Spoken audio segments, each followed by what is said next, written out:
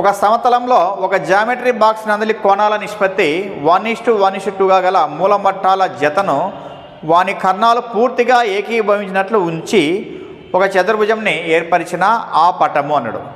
ఇంగ్లీష్లో చూస్తే the figure formed when a pair of set squares whose angles are in the ratio of 1:1:2 of a compact box are set along their hypotenuses, leaving no space at their tips to form a quadrilateral in a plane is అన్నాడు. కింద options rectangle, square, rhombus, trapezium.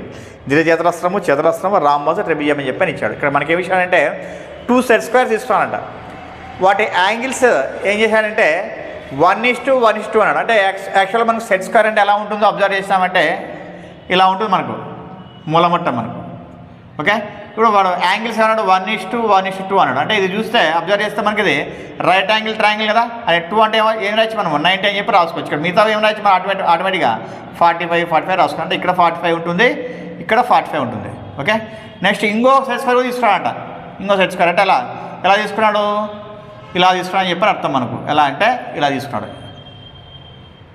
దీనికి కూడా ఎట్లా ఉంటుందంటే ఇది 90, ఇది 45, ఇది 45 చెప్పాను. ఇప్పుడు ఏం చేశాడంటే ఈ రెండింటిని ఇక్కడ ఈ డయాగ్నల్స్ హైపోటెన్యూస్ అంటే కర్ణాలని ఏకీభవించినట్టు అటాచ్ చేసినాడంట. అటాచ్ చేస్తే అప్పుడు ఏమవుతుంది చూడండి, ఇది తీసుకొచ్చి ఇలా పెట్టాడు అనమాట.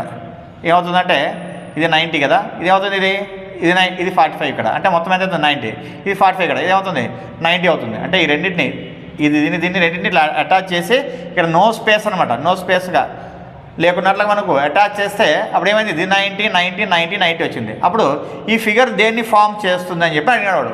మరి ఏమని చెప్పొచ్చు మనం అంటే ఫస్ట్ ఆప్షన్ దీర్ఘచతురస్రం అన్నాడు, ఇది రెక్టాంగిల్ అన్నాడు. చూస్తే వెంటనే రెక్టాంగిల్ అని చెప్పి చెప్తాం మనం, కానీ రెక్టాంగిల్ రాంగ్ అనమాట. నెక్స్ట్ ఏమన్నాడు చతురస్రం అన్నాడు, అంటే ఇది స్క్వేర్ అనమాట. మరి ఏం చెప్పొచ్చు, స్క్వేర్ ఇది రైట్ ఆన్సర్ అన్నాడు. ఎలా అంటే మనం సెట్ స్క్వేర్స్ ఇలా పెట్టిన తర్వాత డయాగ్నల్స్ అంటే హైపోటెన్యూస్ కర్ణాలు ఎట్లా అంటే ఏకీభవించినట్లు ఉన్నాయని చెప్పంటే అర్థం ఏమనక అంటే ఆటోమేటిక్గా దీనికి ఈక్వల్గా ఉంది. దీనికి ఈక్వల్గా ఉన్నప్పుడు ఆటోమేటిక్గా ఏమవుతుందంటే ఈ సైడ్స్ కూడా ఏమైతే మనకు ఈక్వల్ అవుతాయి అనమాట. మరి సైడ్స్ ఈక్వల్గా ఉంటూ ఇక్కడ మనకు 90 degrees 4 యాంగిల్స్ ఎలా మనకంటే 90 degrees ఉన్నటువంటి ఫిగర్ ఏది మనకంటే చతురస్రమే, ఏది స్క్వేర్ అనమాట. కాబట్టి ఏం చెప్పొచ్చు అంటే said option is the right answer అని చెప్పొచ్చు అనమాట.